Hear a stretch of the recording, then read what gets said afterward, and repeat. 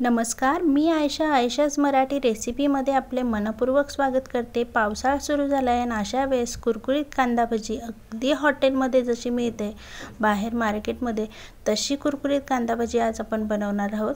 घरी जशी कुरकुरीत कांदा भजी पाऊस आल्यावर खायला तुम्ही नक्की करून बघा। त्यासाठी सुरुवातीला मी 2 कांदे उभे कापून घेतले। यामध्ये हे बघा या पद्धतीने कापून घेतल्यानंतर यामध्ये मी थोडीशी कोथिंबीर घातली आहे।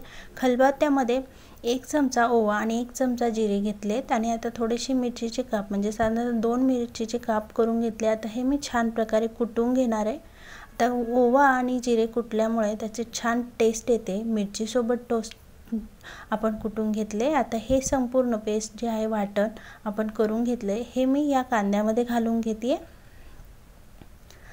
आता हे वाटणामुळे टेस्ट थोडी छान येते म्हणून मिरची सोबत आपण हे वाटून घेतले। आता यामध्ये मी 1 चमचा हळद पावडर घालून घेतली। त्याचबरोबर यामध्ये 1 चमचा मी धना पावडर घालून घेतली। त्यानंतर यामध्ये मी 1 चमचा लाल तिखट घालून घेतली आणि चवीनुसार मीठ घालून घेतले। आता हे संपूर्ण मिश्रण मी हाताने मिक्स करून घेणार आहे। हे जो काही कांदा आपण उभा कापून घेतला होता त्याच्या संपूर्ण लेयर्स मोकळ्या होतील या पद्धतीने मिक्स करून घ्यायचे आणि कांद्यामध्ये मीठ घालून घेतल्यामुळे कांद्यालाही थोडंसं पाणी सुटतं आणि यामध्ये पाणी घालायची गरज नाही। पाणी बिलकुल घालायचं नाही। पाणी घातलं तर कुरकुरीतपणा येणार नाही आणि हे बघा भरपूर पाणी सुटायला लागले। कांद्याचा ओलावा निर्माण झालाय। संपूर्ण मिश्रण मिक्स झाल्यानंतर यामध्ये आपण पीठ घालून घेणार आहोत।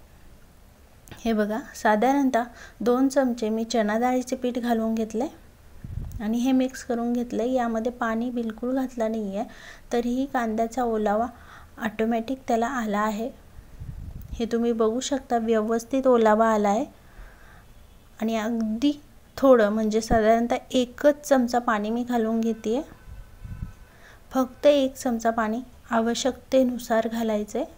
अगदी भरपूर ओला जर कांदा झाला असेल तर त्याची गरज नाही पाण्याची घालायची।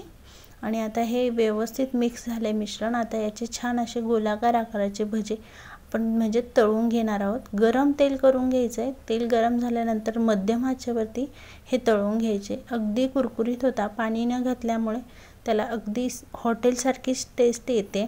बाहेर जसं मार्केटमध्ये हॉटेलमध्ये जसे कुरकुरीत भजे भेटतात कांदा भजी अगदी तसेच होतात। हे बघा आता हे सोनेरी चॉकलेटी रंगाचे होईपर्यंत तळून घ्यायचे। गरम तेलामध्ये सोडून मध्यम आचेवर तळून घ्यायचे आणि या पद्धतीने आपले हे छान प्रकारे तळून झालेत। तुम्ही बघू शकता सोनेरी आणि चॉकलेटी रंग आलाय भज्यांना। अगदी कुरकुरीत असे कांदा भजी आपली तयार झाले। तुम्हाला ही रेसिपी कशी वाटली याबद्दल मला नक्की कमेंट करून सांगा आणि एकदा तुम्ही ही बनवून बघा आणि कशी झाली याबद्दलही मला कमेंट करा।